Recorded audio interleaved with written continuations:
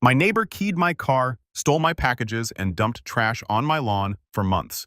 I tried to handle it quietly, but he kept denying. So we reviewed my front yard camera footage with the police.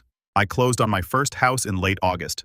Nothing crazy, just a 3-bedroom ranch on a cul-de-sac in a suburb outside of Columbus, Ohio.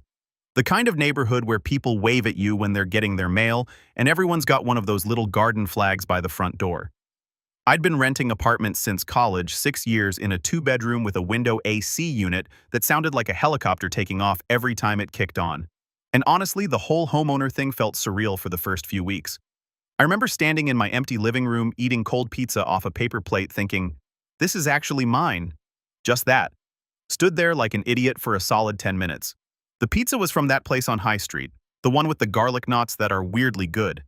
Not relevant. I just remember the whole moment really clearly. Anyway, the move went smooth. Movers showed up on a Saturday, got everything inside by mid-afternoon. One of the movers dropped a box labeled Kitchen Fragile down the front steps, and I heard something shatter inside. Turned out to be a set of mugs my mom had given me when I graduated. I was annoyed for about 5 seconds and then figured it was a sign I needed new mugs anyway. I spent that Sunday unpacking the kitchen because I figured that was the room I'd need first. My buddy Cole came over and helped me mount the TV. We ordered way too much Chinese food, like an absurd amount enough for 5 people, and watched college football on the floor because I hadn't set up the couch yet. Good day. The neighborhood seemed great at first. The couple across the street, Don and Liz, came over with a plate of brownies my first week. Homemade, still warm. Don was retired, early 60s, seemed like a genuinely nice guy. Former school principal had this easy way of talking to people where you felt like you'd known him for years even though you just met. Liz told me which days were trash pickup and recycling and gave me the whole rundown on the HOA, which was basically non-existent. They collect $150 a year, and all it really covers is the little sign at the entrance to the neighborhood and the common area landscaping. She also told me about the block party they do every 4th of July and how the guy at the end of the street does a fireworks show in his backyard. That's technically illegal, but nobody cares. They were the kind of neighbors you actually want. My next-door neighbor to the left was a woman named Rita, probably mid-50s, kept to herself, but always had a polite nod when we crossed paths. She had a perfect lawn, and these rose bushes along her front walk that looked like they belonged in a magazine. No complaints there. And then there was the neighbor to my right. This guy, I'll call him what my buddy Cole started calling him later on the night shift. His real name doesn't matter, and honestly, I don't even want to type it. He was maybe late 40s, lived alone, drove a dark blue pickup that was always backed into the driveway like he needed to make a fast getaway at any moment. His yard was fine, not as manicured as Rita's, but he mowed it and kept things in order. House was a similar ranch style to mine, maybe a little older. He had one of those satellite dishes on the roof that nobody uses anymore. When I moved in, he was standing in his driveway just watching. Not casually either, arms crossed, feet planted, head tracking the movers like he was counting inventory. Didn't wave, didn't come over, didn't say a single word. One of the movers actually looked at me and kind of gestured toward him like, "What's that guy's deal?" I waved at him. He turned around and went inside. I didn't think much of it. Honestly, some people are private, and some people are just awkward. Whatever. I figured I'd win him over eventually, or at the very least, we'd have the kind of neighbor relationship where you nod at each other once a month. And that's fine. The first incident happened about 2 weeks after I moved in. September 9th. I know the exact date because I took a photo that morning and it's time-stamped. I walked out to my car on a Monday morning heading to work. I'm an insurance claims adjuster, so I drive to different sites most days inspecting damage on homes, vehicles, commercial properties, that kind of thing. And there was a long, deep scratch running along the entire passenger side of my car from the front fender all the way to the rear bumper, like someone took a key or a nail and just dragged it the full length in one steady motion. My car was a 2021 Civic. Nothing fancy, but I'd kept it in really good shape. Waxed it twice a year. Always parked it away from other cars and parking lots. The scratch was deep enough that you could feel it with your fingernail through the clear coat, through the paint, down to the primer in some spots. I was ticked off, but I honestly assumed it was random. Maybe a kid, maybe someone walking by who had a problem with the world. I parked on the street because my garage was still full of boxes I hadn't unpacked yet. Could have been anyone. I got a quote to fix it. $1,400. I put it off because between the down payment, the closing costs, and the 40 other things a new house needs, I had a million expenses already. 2 weeks later, it happened again. September 23rd, different side this time. 2 parallel scratches on the driver's side, same depth, Same deliberate straight line pattern. Not random scratching. These were controlled even. And went the full length of the car. Another $800 estimate. The body shop guy looked at both sides and said, "Someone doesn't like you, man." That's when I started to wonder, but I still didn't have a suspect. Then the packages started disappearing. I ordered a new doorbell camera. Ironic, I know. I'll get to that. It was supposed to arrive on a Wednesday. Tracking said delivered. No package on the porch. I ordered a replacement set of drill bits from Amazon the next week. Delivered according to the tracking, gone. A pair of work boots I needed for site visits delivered, gone. I filed reports with the carrier each time, but nothing came of it. Over the next couple months, I lost probably 6 or 7 packages total. The value wasn't huge on most of them, maybe $600 altogether, but it was the principle and the pattern. This wasn't random porch pirating. Someone was specifically watching for my deliveries. Then came the dog waste. I don't own a dog. Never have. But starting in maybe mid-October, I'd wake up and find dog waste on my front lawn. Not like an animal wandered through and did its business. This was placed deliberately right in the middle of the lawn where you couldn't miss it. Sometimes near the walkway where you'd step in it if you weren't paying attention. It happened probably 8 or 9 times over a 6-week period. I started getting paranoid.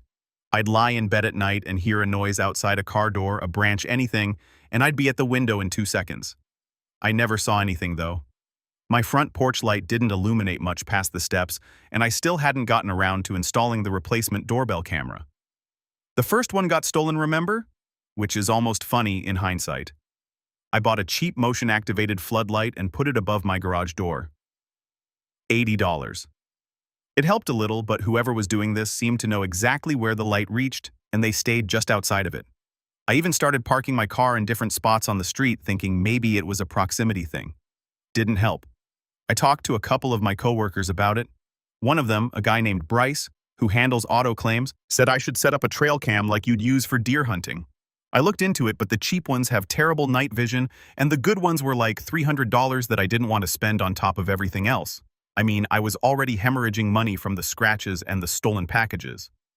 By December, I was genuinely stressed. The car had been scratched 4 times total at that point. 2 on the passenger side, 2 on the driver's side.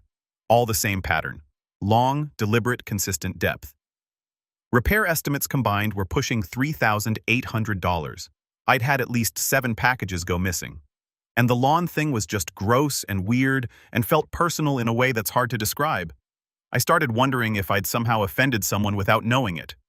I went over every single interaction I'd had since moving in. I replayed conversations in my head.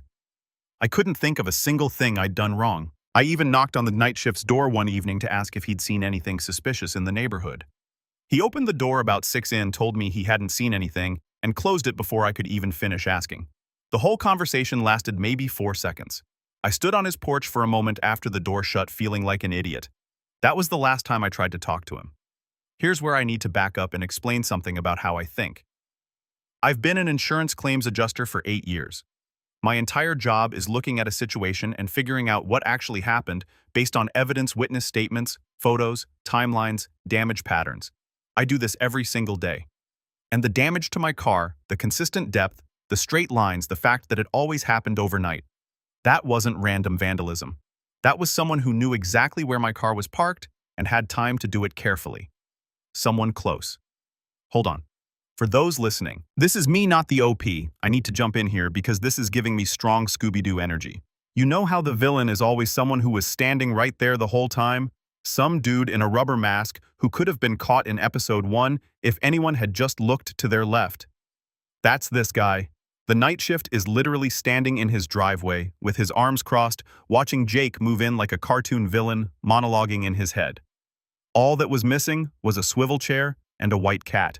And Jake, bless his heart, went and knocked on the dude's door to ask if he'd seen anything. My brother, you ask the wolf if he'd seen any sheep go missing. I can't. In January, I finally had a real conversation with Dawn from across the street. It was a Saturday afternoon, and I was grabbing my mail from my new locking mailbox, by the way, because, yeah, I'd already upgraded that after a piece of mail I was expecting never showed up. Dawn was doing something in his front garden bed, and he saw me and walked over. We talked for a while. Normal stuff at first, how the winter was going, whether the HOA had responded to some pothole complaint, that kind of thing. Then he asked about the scratches on my car because he'd noticed them from across the street. I hadn't really talked to anyone in the neighborhood about everything that was going on, so it all kind of came out at once. I told him about the car, the packages, the dog stuff, the dead grass, everything. I probably talked for 10 straight minutes. He just listened with his arms folded, nodding. Then he got quiet for a second, looked at my house, looked at the night shift's house, and then said something that changed everything. Jake, I've got a Ring camera on my front door. It's been there for 2 years. It points straight across the street at your house and your neighbor's driveway. I've got months of footage saved to the cloud. I swear my heart skipped. I asked if he'd be willing to let me look through it. He said absolutely. Said he and Liz had actually talked about the scratches on my car a few weeks ago and were wondering what was going on. Liz had apparently said she wanted to bring it up, but didn't want to be nosy. Dawn told me to come over after dinner that evening and we'd go through it together.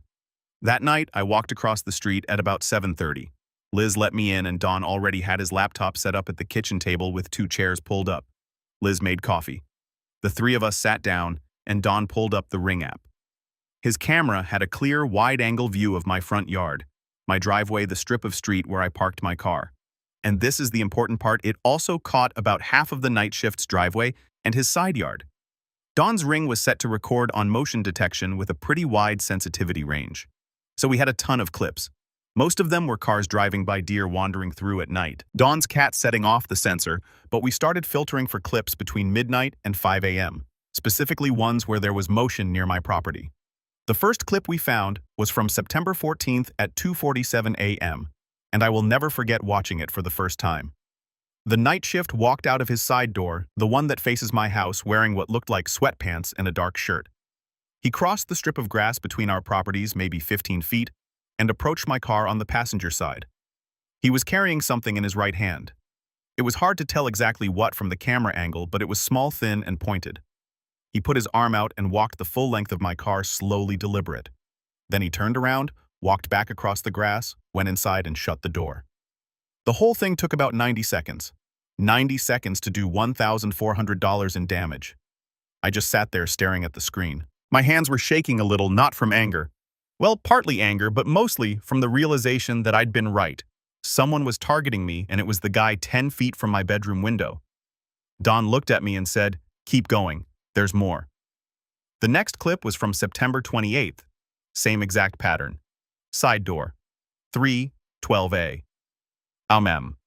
Crossed to my car, walked the length of it with his arm extended against the driver's side this time. Went back inside like clockwork.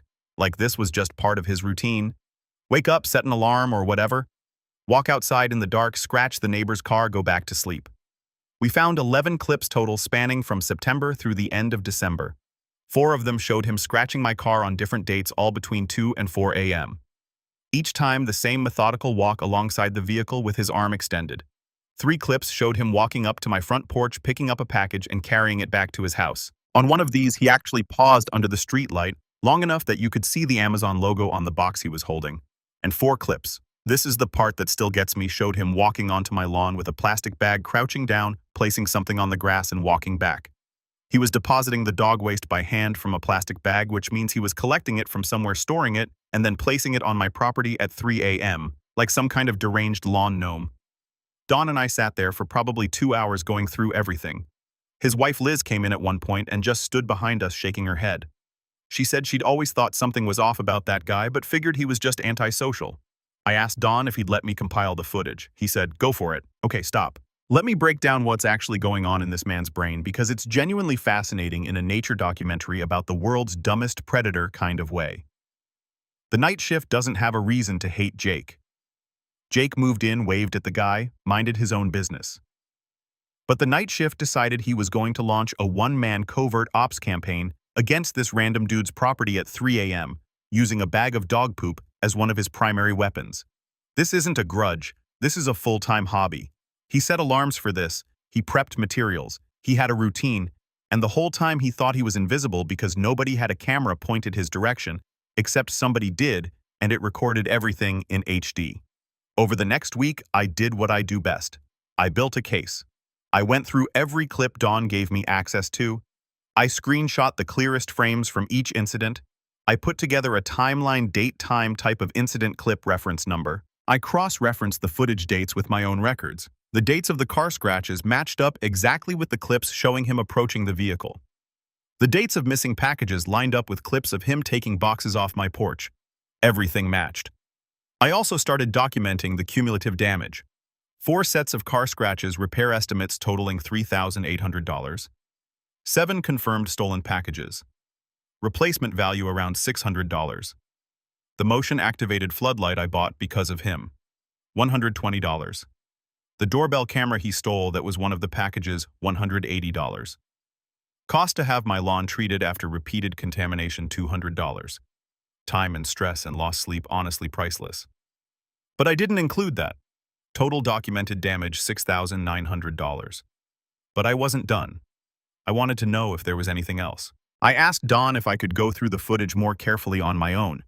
He gave me his Ring login so I could access the cloud storage directly.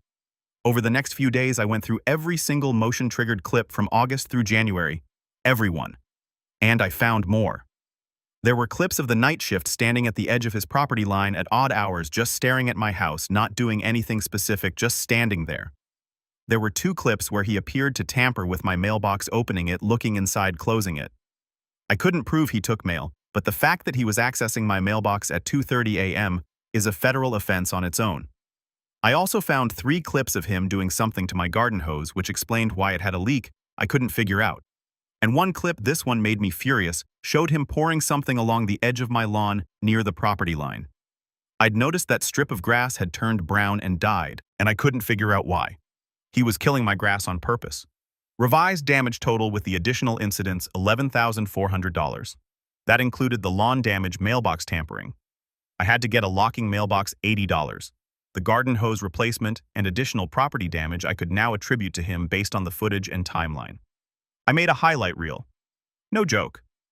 I compiled the clearest, most damning clips into one video organized chronologically with dates and timestamps visible. I also created a written incident log that looked exactly like the kind of documentation I put together for insurance claims at work. Because that's literally what this was, a claim, just not one I'd ever processed through my office. Wait, hold the phone.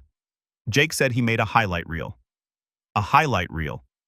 This man put together a greatest hits compilation of his neighbor's 3 a.m. crime spree like he was editing a montage for the NFL draft.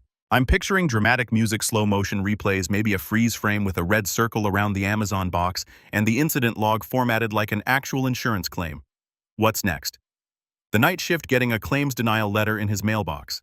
Dear sir, upon review, your nightly vandalism has been denied coverage due to you being a complete psychopath. Please reference claim number OGAWAY. This is the most insurance adjuster revenge I've ever heard of, and I am absolutely here for it.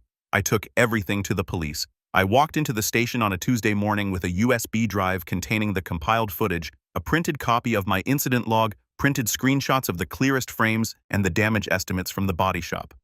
The officer at the front desk looked at the stack of papers I put down and said, "This is thorough." Yeah, I hear that a lot at work. They assigned a detective to the case, a woman named Detective Hale, who looked like she'd seen everything twice. I sat with her for about an hour and a half going through the footage clip by clip and walking through my timeline. She took notes on a legal pad. She was shaking her head by the 3rd clip. By the time we got to the dog waste placement clip, specifically, the one where you can see him crouching on my lawn at 3:15 a.m. with a plastic bag, she actually laughed. Not because it was funny, but because of how genuinely bizarre it was. She said she'd been doing this job for 15 years, had dealt with neighbor disputes of every kind imaginable, and had never once seen someone go to this much effort to be this petty over this long of a period. She asked if I had any idea why he was targeting me. I told her I'd never had a single real conversation with the man. I'd waved at him on moving day. I'd knocked on his door once to ask about suspicious activity in the neighborhood. That was literally it. The full extent of our relationship was 1 wave and 4 seconds of him telling me he hadn't seen anything through a 6-inch crack in his door. She said, sometimes neighbors develop fixations on new residents for no rational reason. Sometimes it's a territorial thing. Sometimes it's something going on in their own life that they take out on the nearest target. Sometimes they're just miserable people who want everyone around them to be miserable too. She said the methodical nature of it, the timing, the consistency, the fact that he did it over months without escalating to anything violent, was actually pretty textbook for a certain type of personality. The detective told me that based on the footage they had enough to move forward with criminal charges. The car scratching alone was criminal mischief. The package theft was straight-up larceny. The mailbox tampering was potentially a federal offense. And the pattern of behavior over months showed it wasn't a one-time thing. It was sustained targeted harassment. I also filed a separate report for the mail tampering and forwarded the footage to the postal inspector's office.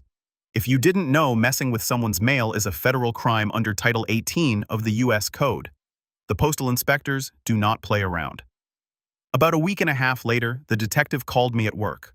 I was in the middle of inspecting water damage at a commercial property, and I almost didn't answer because I didn't recognize the number. Glad I did. She said they had reviewed everything. The DA had signed off and they were ready to make an arrest.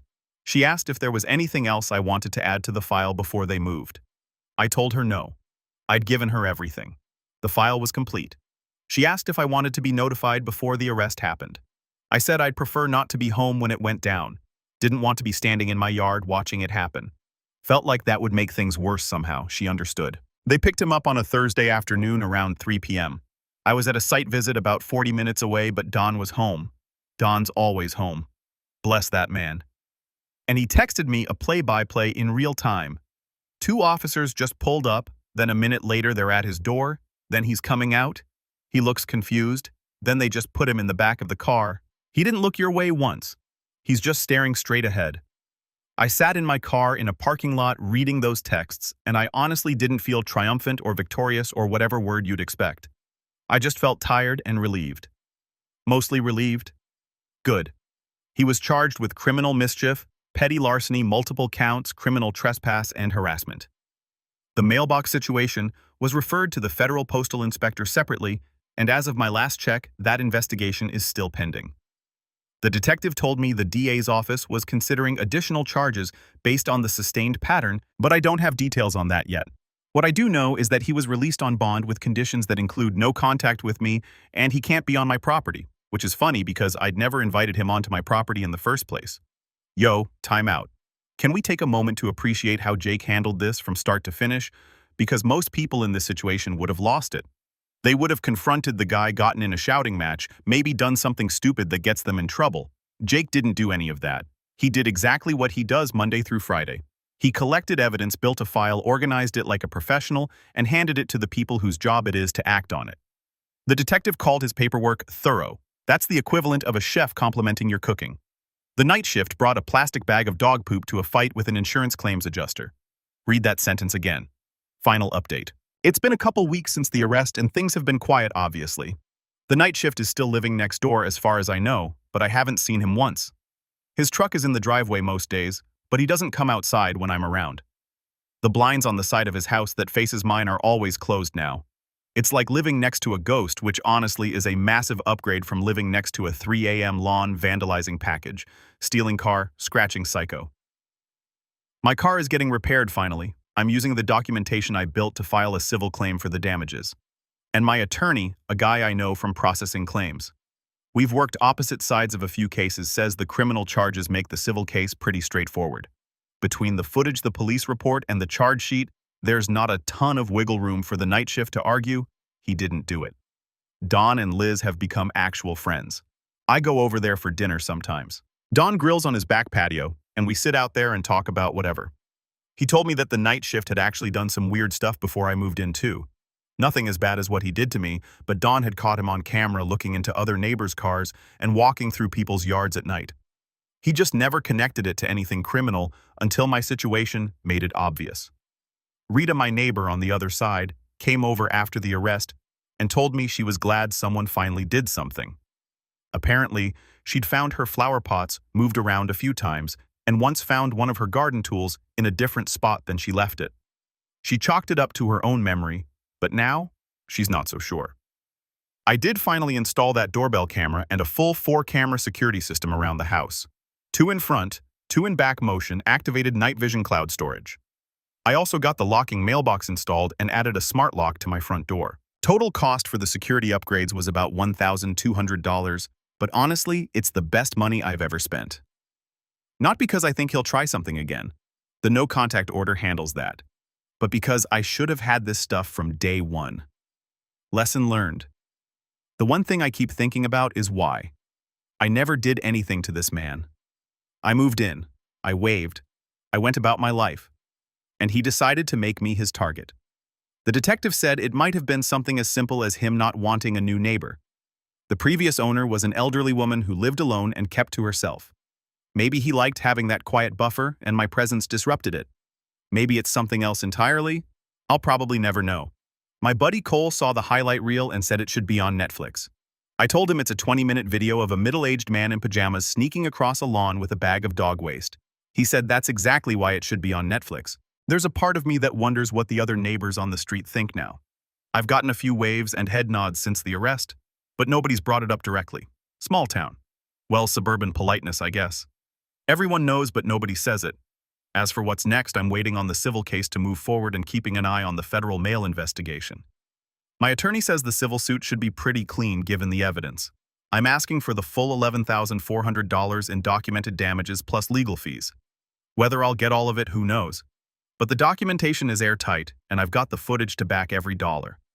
I guess the moral of the story, if there is one, is that some problems solve themselves if you're patient enough to let the evidence pile up. I could have confronted him at any point. I could have gotten angry, made a scene, escalated it, but I didn't. I let the cameras do the talking and the paperwork do the fighting. And honestly, the highlight reel is pretty solid. Quick update for anyone still following along. The DA's office added an additional charge of criminal damage to property based on the grass-killing footage. My attorney also sent a formal demand letter to the night shift's legal representation for the full $11,400. We're waiting on a response. Don told me the guy's brother came by last weekend to mow the lawn and take out the trash, so I think the night shift is laying very low right now. Can't say I blame him, though. I also can't say I feel bad about it. One thing I didn't mention before, I still have no idea where he was getting the dog waste. He doesn't have a dog. None of the immediate neighbors have dogs. That remains the one unsolved mystery of this whole thing. And honestly, I'm not sure I want the answer. Anyway, if you're in a situation like mine, document everything. Get cameras. Get your neighbors involved. And if your job happens to involve building evidence files for a living, well, sometimes the universe just hands you the right tools for the job.